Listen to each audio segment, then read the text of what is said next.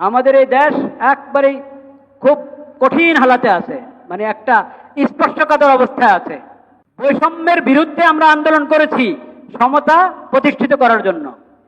সেজন্য আমাদেরকে সংস্কার করার প্রয়োজন হচ্ছে বিভিন্ন সেক্টরে। এখন এই সংস্কারের মধ্যে যদি ভুল হয় এবং সমতা সৃষ্টি করতে গিয়ে, প্রতিষ্ঠিত করতে গিয়ে যদি বৈষম্য সৃষ্টি করা হয় সমতার নামে, তাইলে কি হবে? এটা অন্যায় হবে কিনা? অন্যায় হবে, জুলুম হবে, আল্লাহর নাফরমানি হবে, আল্লাহর নাফরমানি হবে। এবং জুলাই আগস্ট 24-এর শহীদদের সাথে কি হবে? গাদ্দারি হবে। এ কথা মনে রাখতে হবে। এবং প্রকৃত সংস্কার যদি চাই, কোরআন সুন্নাহ কি? কোরআন সুন্নাহ। ওটা পশ্চিমা দিবে না, ওটা পশ্চিমারা দিবে না। কিছুদিন আপনার কি বলে, ব্রিটেনের তালে চললাম, কিছুদিন আমেরিকার তালে চলবো, হ্যাঁ, কিছুদিন আপনার রাশিয়ার তালে চলবো। না না না না না, এসব পরীক্ষা হয়ে গেছে, এসব কিছুর পরীক্ষা হয়ে গেছে। আল মুজাররাবু লা ইউজাররাব, আল মুজাররাবু লা ইউজাররাব। পরীক্ষিত জিনিসের আরেকবার পরীক্ষা করতে হয় না। আচ্ছা, পরীক্ষা করে দেখি না এইখানে শান্তি আসেনি, পরীক্ষা করে দেখি এই রাস্তায় শান্তি আসেনি, এতদিন এই রাস্তায় চললাম শান্তি পেলাম না, এখনো আরেক রাস্তায় চলে দেখি শান্তি আছে কিনা। আরে ভাই, শান্তির রাস্তা তোমাকে আল্লাহ দিয়ে দিয়েছেন কোরআনে। যদি তুমি মুসলিম হয়ে থাকো, আখিরাতের প্রতি বিশ্বাস হয়ে থাকো, কোরআনে আল্লাহ শান্তি দিয়ে দিয়েছেন। সেটা হলো আল্লাহর দেওয়া শরীয়ত। যে কোনো সংস্কারের আগে, যে কোনো সমতা এর নামে কোনো কিছু প্রতিষ্ঠিত করার আগে আল্লাহর রাস্তায় আপনারা জেনে নেবেন আল্লাহ কি বলেছেন, আল্লাহ রসুল কি বলেছেন। যদি না জানি আর সমতার নামে এই দেশে পশ্চিমা সভ্যতাকে প্রতিষ্ঠিত করি, তাহলে গজবের অপেক্ষা থাকতে হবে। এলজিবিটি এটা কি সমতা? হ্যাঁ, এটা কি সমতা না বৈষম্য? কি আমরা দেখছি, কি শুনতে পাচ্ছি? এসব সংস্কারের কথা আমরা বলছি, সংস্কার করে পশ্চিমা সভ্যতা এখানে নিয়ে আসবো। সংস্কার পশ্চিমা সভ্যতার নাম না, সংস্কার পতিতালয়কে স্বীকৃতি দেওয়ার নাম নয়, সমকামিতাকে স্বীকৃতি দেওয়ার নাম নয়, পুরুষকে ছেলে বানানো, ছেলেকে পুরুষ বানানোর নাম নয়। এটা তো 100% বৈষম্য হলো। পুরুষকে মেয়ে বানিয়ে দিবে, মেয়েকে পুরুষ বানিয়ে দিবে, এটা তো 100% বৈষম্য। আল্লাহর এই জমিনে, তাওহীদের এই জমিনে, মুসলিম উম্মতের এই জমিনে আমরা চাই সকল অমুসলিম শান্তিতে থাকুক।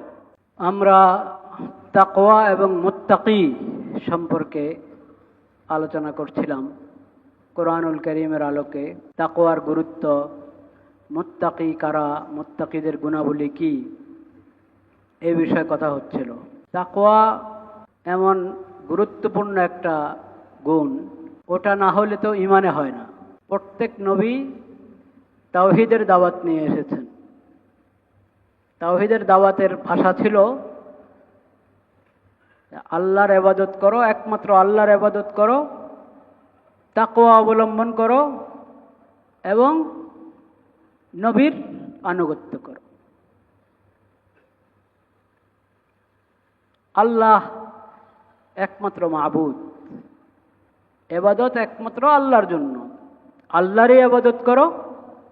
এই কথাটাকেই নবীরা দুইভাবে বলতেন। আল্লাহ ব্যতীত কারো ইবাদত করো না, আর আল্লাহকে ভয় করো। কোরআন কারীমে নবীদের যে দাওয়াত, সেটা এটা ছিল একমাত্র আল্লাহর ইবাদত, একমাত্র আল্লাহকে ভয় করা, তাকওয়া অবলম্বন করা আর নবীর আনুগত্য।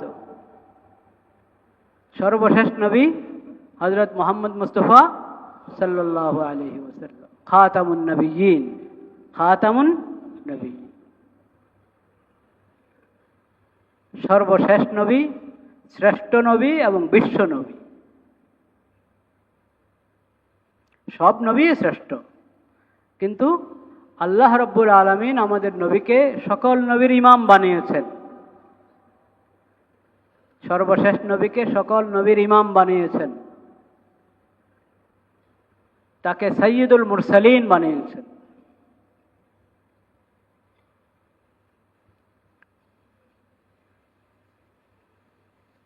নবীর আনুগত্য, আল্লাহর ইবাদত এবং তাকওয়া, এটার নাম হলো ঈমান। কোরআন কারীম প্রথম সূরা ফাতিহার পরে দ্বিতীয় সূরা আলিফ লাম মিম। আলিফ লাম মিমের মধ্যে প্রথম কথাই আল্লাহ বলেছেন যে কোরআন কারীম, এতে কোনো ধরনের কোনো সন্দেহ নেই, এটা আল্লাহর কালাম, এতেও কোনো সন্দেহ নেই। এটাতে যা আছে সব নূর এবং হেদায়েত, এতেও কোনো সন্দেহ নেই। এই কিতাবকে আল্লাহ কোরআন কিয়ামত পর্যন্ত সংরক্ষণ করবেন, হেফাজতে রাখবেন, এতেও কোনো সন্দেহ নেই। যা রয়বাফি। তো এখন এই কিতাব তো হেদায়েত কার জন্য? কার জন্য হেদায়েত? লিল মুত্তাকিন, হুদাল লিল মুত্তাকিন, মুত্তাকিদের জন্য হেদায়েত। তাকওয়ার জিন্দেগি কোরআন থেকেই শিখবে, কিন্তু তাকওয়া যদি না থাকে তো কোরআন থেকে উপকৃত হবে না।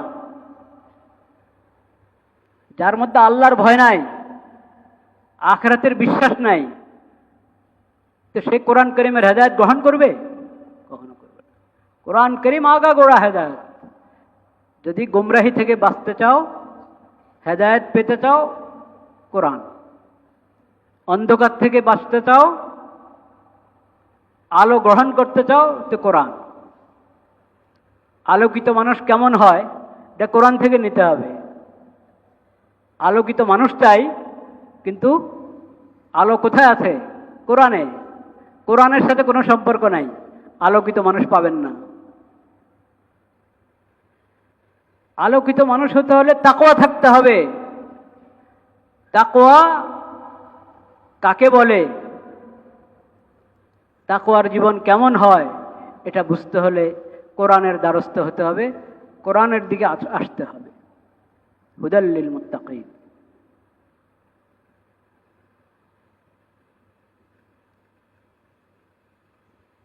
লা ইলাহা ইল্লাল্লাহ, লা ইলাহা ইল্লাল্লাহ। আজকাল ঈমানের বিষয় আমাদের ফিকিরটা একটু কম। ঈমান কাকে বলে, ইসলাম কাকে বলে,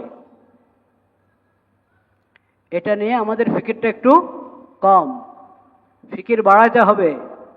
কাকে বলে ঈমান, কাকে বলে ইসলাম, কাকে বলে তাকওয়া।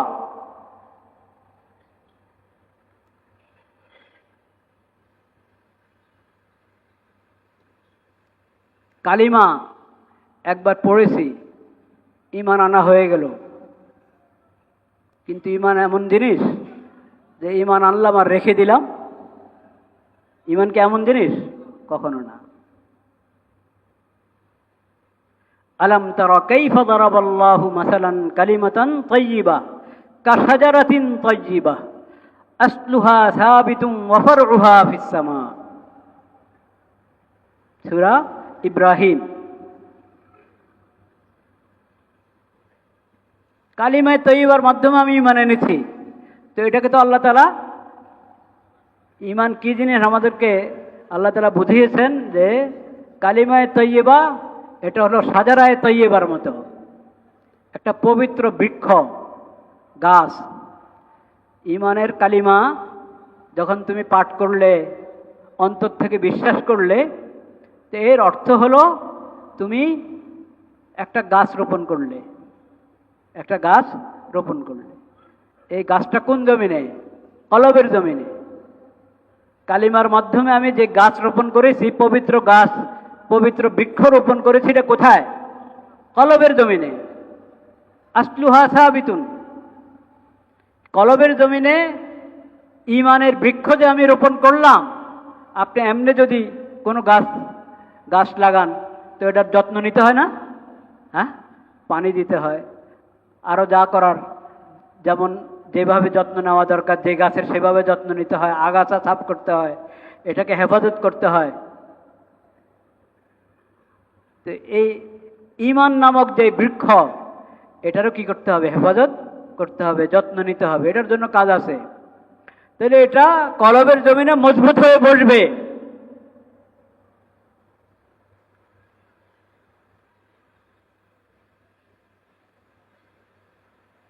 এটার রগ চারদিকে ছড়াবে, কলবের জমিনে মজবুত হয়ে বসবে।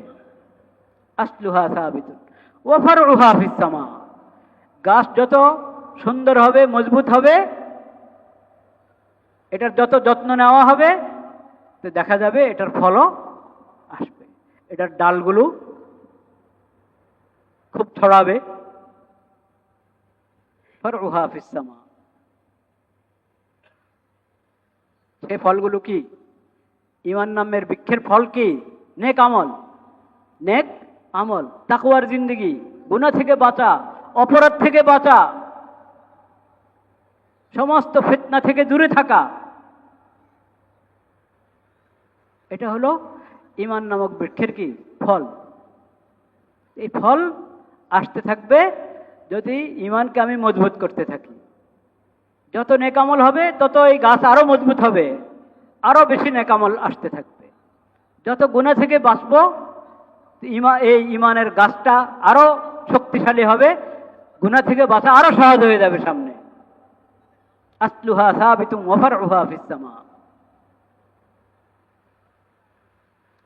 তো কিসের নাম ঈমান? এই ঈমান কিসের নাম? একমাত্র আল্লাহর প্রতি বিশ্বাস, আখিরাতের প্রতি বিশ্বাস, যে আকীদাগুলো আমরা জানি, সেই আকীদাগুলো তো আছেই। আমানতু বিল্লাহ ওয়া মালাইকাতিহি ওয়া কুতুবিহি ওয়া রুসুলিহি ওয়াল ইয়াউমিল আখির ওয়াল কদরি খাইরিহি ওয়া শাররিহি মিনাল্লাহি তাআলা ওয়াল বা'সি বা'দাল মাউত। অনেকগুলো আকীদা এই ঈমানের মধ্যে, ঈমানে মুফাসসাল যেটা আমরা মক্তবে পড়ে এসেছি, অনেক আকীদা এটার মধ্যে আছে। কিন্তু আকীদাগুলো বুঝতে হবে,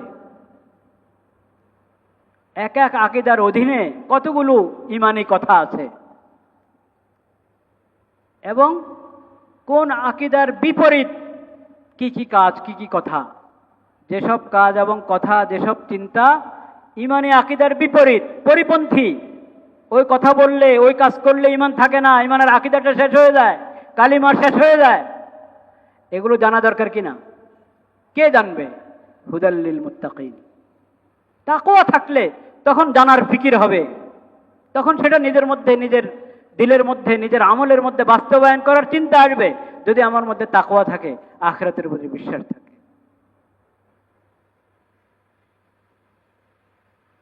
তো প্রথম কথা ঈমানের যেটা, লা ইলাহা ইল্লাল্লাহ। প্রথম কথা কি? লা ইলাহা ইল্লাল্লাহ। সব ধরনের শিরক থেকে বেঁচে থাকতে হবে।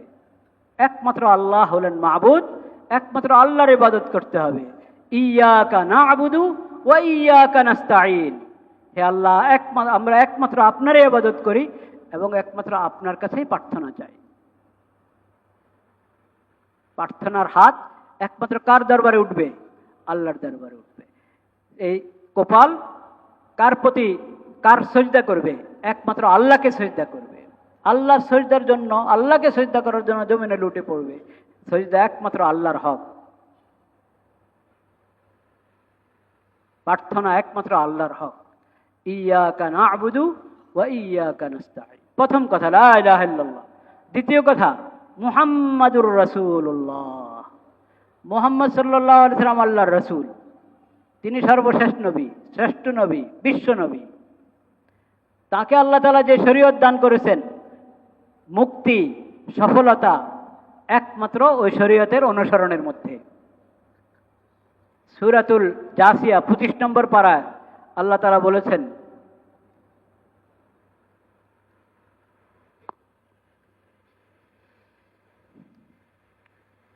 সুম্মা জাআলনাকা আলা শরীআতিন মিনাল আমরি ফাত্তাবি'হা ওয়া লা তাত্তাবি' আহওয়া'আল্লাযীনা লা ইয়া'লামুন ইন্নাহুম লান ইউগনু আনকা মিনাল্লাহি শাইআ ওয়া ইন্নায যালিমিনা বা'যুহুম আওলিয়াউ বা'য ওয়াল্লাহু ওয়ালিয়্যুল মুত্তাকিন।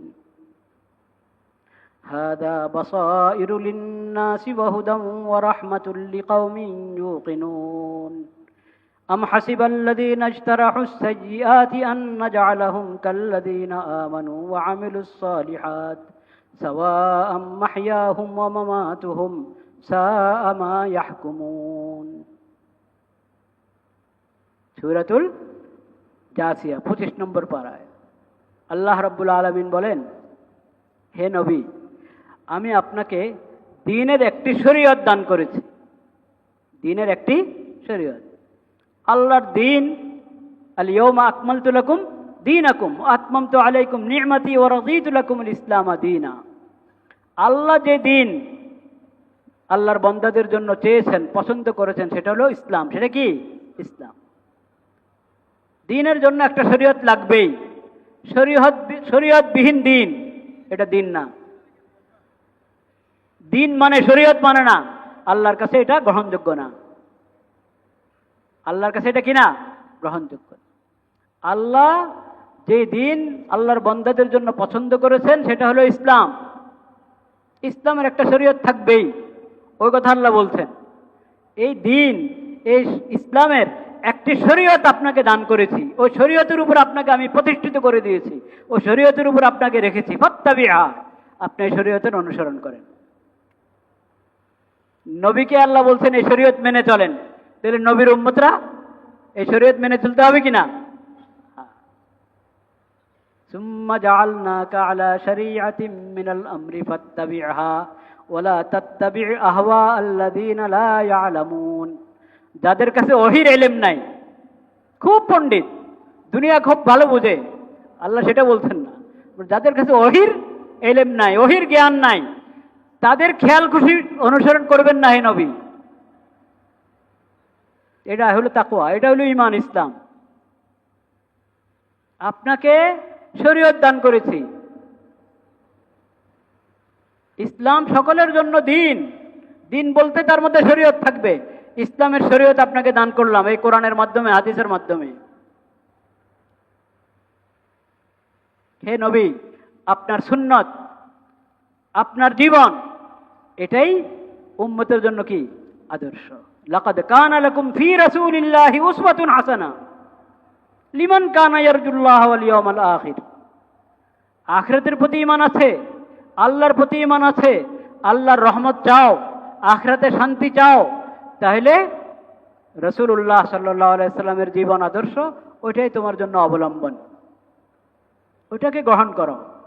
ওই সুন্নত এবং শরীয়ত, এটার মধ্যে মুক্তি, এটার মধ্যে সফলতা। যাদের কাছে ওহীর জ্ঞান নাই, তাদের খেয়াল খুশি, তারা যা বলবে, তারা যেই নির্দেশনা দিবে ওইভাবে মুসলমান চলবে, আল্লাহর বান্দারা, মুসলিম বান্দারা ওইভাবে চলবে, এটা আল্লাহ চান না। এইভাবে চললে তারা সফলতা পাবে না, শান্তি পাবে না, মুক্তি পাবে না। ইন্নাহুম লান ইউগনু আনকা মিনাল্লাহি শাইআ। ওরা আখিরাতে কাজে আসবে না আপনার। যাদের কাছে ওহীর ইলম নাই, কিন্তু তারাই কি হইতে চায়? আমাদের রাহবর হতে চায়, আমাদেরকে রাহবরি করতে চায়। দেখেন না, পশ্চিমা বিশ্ব এখন পুরা দেশের নেতৃত্ব দিতে চায় কিনা? চায়। পুরা বিশ্বের নেতৃত্ব দিতে চায়, সব ধর্মের লোকদের নেতৃত্ব দিতে চায় তারা। আল্লাহ ঘোষণা করে দিচ্ছেন, লান ইউগনু আনকা মিনাল্লাহি শাইআ। এরা তোমাদের কাজে আসবে না। কবরে, হাসরে এরা তোমাদের কাজে আসবে না, দুনিয়াতেও কাজে আসবে না। দুনিয়ার জিন্দেগি সফল হতে হলে এদের পিছনে চললে সফলতা পাবে না। কিন্তু দুনিয়াতে তো আর বুঝে না মানুষ। আখিরাতের চোখ, যেটা চোখ বন্ধ হলে যে চোখ খুলে, কি ভাই, চোখ বন্ধ হলে যে চোখ খোলে, যে চোখ খোলে সেটা তো এখন খোলে নাই। এখন তো বুঝে আসে না, সহজে বুঝে আসে না। এখন মনে হয় যেন ওরা যেভাবে আমাদের রাহবরি করবে, লিডারি করবে, ওদের লিডারি অনুসারে চললে তাহলে ফায়দা হবে, উপকার হবে। না, লান ইউগনু আনকা মিনাল্লাহি শাইআ। এরা আপনার উপকারে আসবে না। ওয়া ইন্না যালিমিনা বাযুহুম আউলিয়াউ বায। অত্যাচারীরা একে অপরের বন্ধু। আল কুফরু মিল্লাতুন ওয়াহিদা। কুফর, শিরিক। এখন যে কাফের হক যে মুশরিক হক, মুসলিম এবং মুশরিক এবং কাফির, যত অমুসলিম ঘুরে ফিরে তারা এক, ঘুরে ফিরে তারা কি, তাদের সবার দুশ্মনী ইসলামের সঙ্গে, ইসলামের সাথে কারো দুস্তি নেই। কিন্তু তুমি মুসলিম, আল্লাহ তোমাকে কালিমার নেয়ামত দান করেছেন, ইসলামের নেয়ামত দান করেছেন, তোমাকে বুঝতে হবে তোমার সফলতা আল্লাহর দেওয়া শরীয়তের মধ্যে। সর্বশেষ নবী, শ্রেষ্ঠ নবী, বিশ্ব নবী হযরত মুহাম্মদ মুস্তাফা সাল্লাল্লাহু আলাইহি ওয়াসাল্লামের সুন্নতের মধ্যে, তার হাদিসের মধ্যে, তার হাদিসের অনুসরণের মধ্যে। কোরআন সুন্নাহ, আল্লাহর দেওয়া শরীয়ত, আল্লাহর নবীর সুন্নত, এর বাইরে গিয়ে তোমরা সফলতা পাবে না, মুক্তি পাবে না। এখন যারা তোমাদেরকে পরিচালনা করতে চান, তাদের পিছনে চললে তোমাদের দুনিয়াও বরবাদ, আখিরাতও বরবাদ। দুনিয়াতে বরবাদ, এটা হয়তো কোনো সময় টের পাবে, কোনো সময় টের পাবে না। আখিরাতে বরবাদ, ওটা তো একবারই চোখ বন্ধ হওয়ার পর থেকে শুরু হয়ে যাবে। কিচ্ছু খুঁজে পাওয়া যাবে না, কাউকে খুঁজে পাওয়া যাবে না, কোনো লিডারদেরকে তখন খুঁজে পাওয়া যাবে না।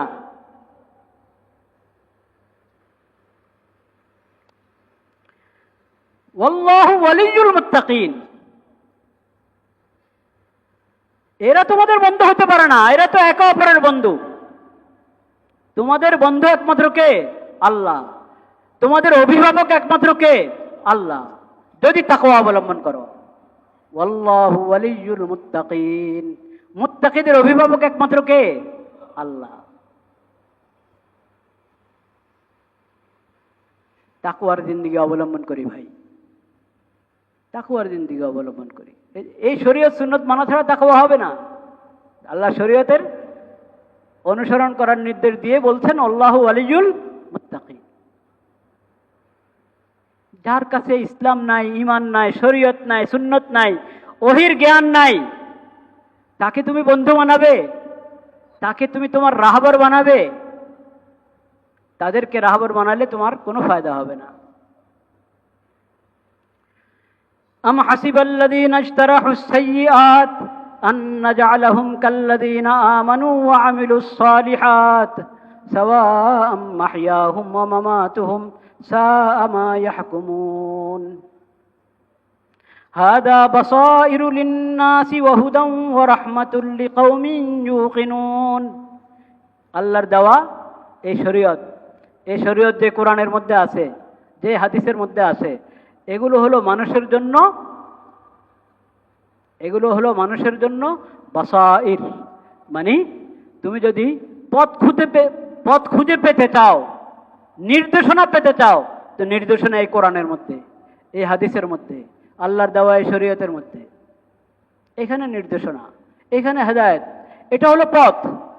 ওয়া হুদাম ওয়া রাহমা, হেদায়েত এখানে, রহমত এখানে, লিকাওমিন ইউকিনুন, যদি তুমি বিশ্বাসী হয়ে থাকো। যদি তুমি বিশ্বাসী হয়ে থাকো, আল্লাহর প্রতি বিশ্বাস থাকে, ঈমান থাকে, আখিরাতের প্রতি বিশ্বাস থাকে, তো তোমার পথ পশ্চিমারা যেটা দেখায় ওটা না, অমুসলিমরা যেটা দেখায় ওটা না, ইহুদিরা খ্রিস্টানরা যেটা দেখায় সেটা না, মুশরিকরা যেটা দেখায় ওটা না। তোমার পথ হলো আল্লাহ যেটা দেখান সেটা। তোমার পথ হলো আখিরি নবী হযরত মুহাম্মদ মুস্তাফা সাল্লাল্লাহু আলাইহি ওয়াসাল্লাম যেটা দেখান সেটা তোমার হেদায়েত। তুমি যদি রহমত চাও, তাহলে সেটা এই আল্লাহর দেওয়া এই শরীয়তের মধ্যে, আখিরি নবীর সুন্নতের মধ্যে। আম হাসিবাল্লাযীনা ইশতারাহুস সাইয়্যাত, যারা অপরাধী, পাপী, যত অশ্লীলতা, যত দুর্নীতি যাদের মধ্যে, এরা কি ভাবছে আমি তাদেরকে ওই লোকদের মতো, আমার ওই বন্দাদের মতো ওদেরকে বানিয়ে দেব, ওদেরকে ধরে নিব আমার ওই বন্দাদের মতো যারা ঈমান এনেছে, নেক আমল করেছে? সম্ভব? আল্লাহ বলছেন যে ঈমান এনেছে, নেক আমল করেছে, আল্লাহর শরীয়ত মেনে চলে, তার হিসাব একটা। আর যে অপরাধী, পাপী, অন্যায় অবিচার যার মধ্যে, তার হিসাব আর একটা। এই দোনো পক্ষকে আমি এক বানিয়ে দিব, একরকম। মুমিনদেরকে যে পুরস্কার দিব, এই অপরাধীদেরকে সেই পুরস্কার দিব। নেক আমল যারা করে তাদেরকে যে পুরস্কার দিব, যারা অন্যায় অপরাধ বেঈমান তাদেরকে সেটা দিব? কখনো সম্ভব না।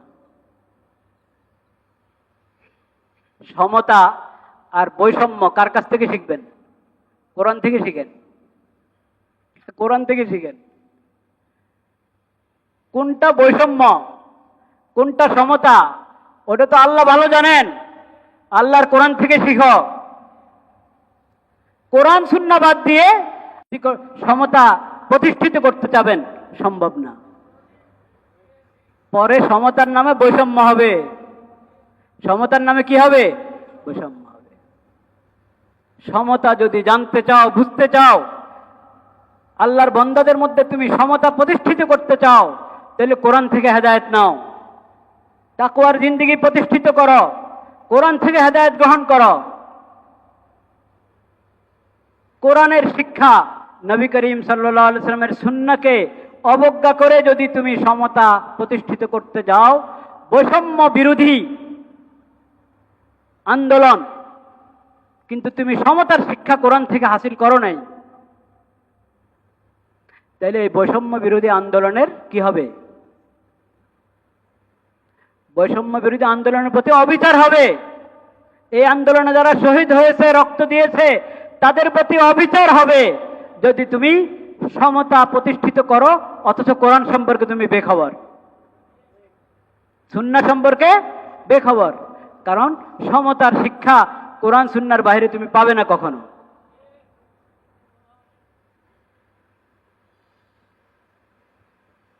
এই যে দেখেন, আল্লাহ তাআলা ভাগ করে দিয়েছেন মুমিন আর মুমিন না। সমান হবে কিভাবে? অসম্ভব। একজন নেক আমল করে, একজন পাপ করে, সমান হবে কিভাবে? সমান হবে? সমান হলে ও বেচারিকে ভাগ করে বাইর করলেন কেন আন্দোলন করে?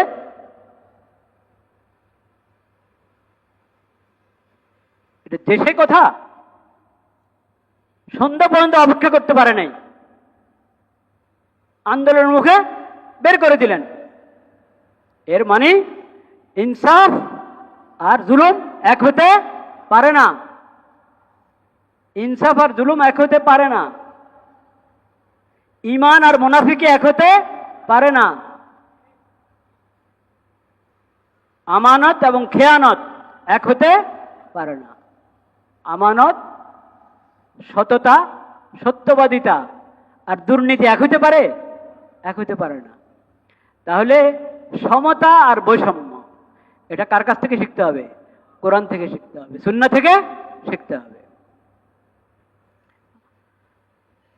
সাওয়াম মাহইয়াহুম ওয়া মামাতুহুম, তাদের হায়াত, তাদের মত একরকম হবে?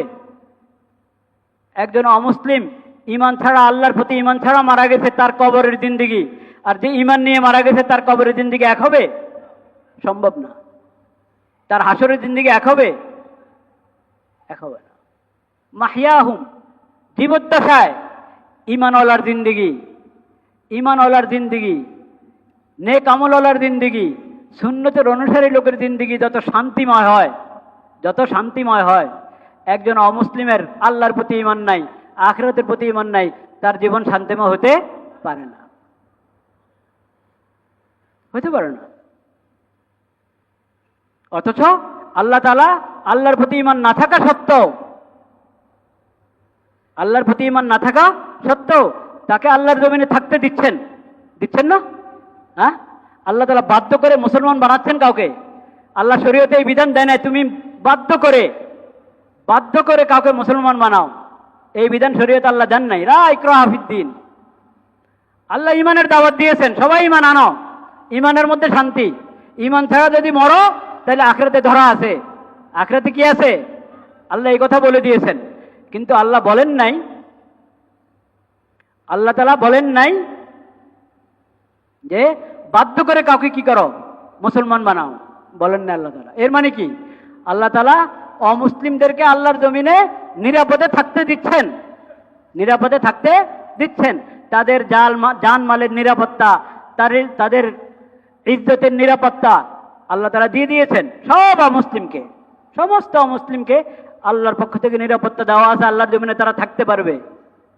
অথচ আল্লাহর বিদ্রোহী। আল্লাহর কি? বিদ্রোহী। আল্লাহর প্রতি ঈমান নাই, আল্লাহর বন্দা হয়ে আল্লাহ তাকে সৃষ্টি করেছেন, আল্লাহর নিয়ামত ভোগ করছে, আল্লাহর জমিনে থাকছে, আল্লাহর আবহাওয়া গ্রহণ করছে, আল্লাহর নিয়ামতে ডুবে আছে, কিন্তু আল্লাহকে মানে না, আল্লাহকে বিশ্বাস করে না, আল্লাহ দেওয়া শরীয়ত বিশ্বাস করে না, আখিরাতকে বিশ্বাস করে না। তাও আল্লাহ তাআলা তার জানমালের নিরাপত্তা দিয়ে রাখছেন। ঠিক না বে ঠিক? ঠিক। কিন্তু আপনি জিজ্ঞাসা করেন শান্তিতে আছে কিনা সে? শান্তিতে নাই। অমুসলিমরা যদি জানতো একজন মুমিন ঈমানের কারণে কি শান্তিতে থাকে, তার দিল কত প্রশান্ত, যদি অমুসলিমরা জানতো, সব মুসলিম একসাথে ঈমান নিয়ে আসতো। কিন্তু আমরা ঈমানওয়ালারা, ঈমান নেয়ামত আল্লাহ যাদেরকে দিয়েছেন, দান করেছেন, ঈমানটা তো এরকম হতে হবে নাকি? হ্যাঁ, আমাদের ঈমানটা তো মজবুত হতে হবে, ঈমানটা তো মজবুত হতে হবে। ঈমান যত মজবুত হবে, যত সুন্নতের অনুসরণ হবে, তত প্রশান্তি, তত শান্তি আর প্রশান্তি আমরা বুঝতে পারবো নিজের জীবনে। কষ্ট হতে পারে, মানুষের জিন্দিগিতে কষ্ট আসতে পারে, সবসময় সুস্থ থাকে তা না, অসুস্থতা আসে, রোগ ব্যাধি হয়, বিভিন্ন পেরেশানি আসে, কষ্ট হয়। কিন্তু এই কষ্ট, পেরেশানি, রোগ ব্যাধি সব কিছুর মধ্যে আত্মার প্রশান্তি, দিলের প্রশান্তি কিসের কারণে হয়? ঈমানের কারণে হয়, ঈমানের কারণে হয়। তো একজন মুসলিম আর অমুসলিমের জিন্দিগি একরকম হতে পারে না, কারণ এর কাছে তো শরীয়তের আলো আছে, তার কাছে শরীয়তের আলো নাই। এখন যাদের কাছে শরীয়তের আলো আছে, তারা শান্তি খোঁজে কাদের কাছে? ওসব অমুসলিমদের কাছে, হ্যাঁ, যাদের কাছে কি নাই? শরীয়তের আলো নাই। যাদেরকে আল্লাহ আলো দান করেছেন, তারা আলো খোঁজে অন্ধকারে ডুবে আছে ওদের কাছে। এটা ভালো কথা?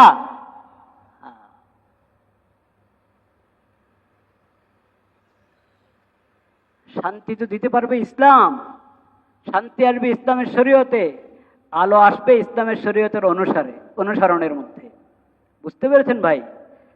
এবং সমতা, বৈষম্য, এসব শিক্ষা কার কাছ থেকে নিতে হবে? শরীয়তের কাছ থেকে নিতে হবে। আল্লাহ তাআলা সেই তৌফিক আমাদেরকে দান করেন।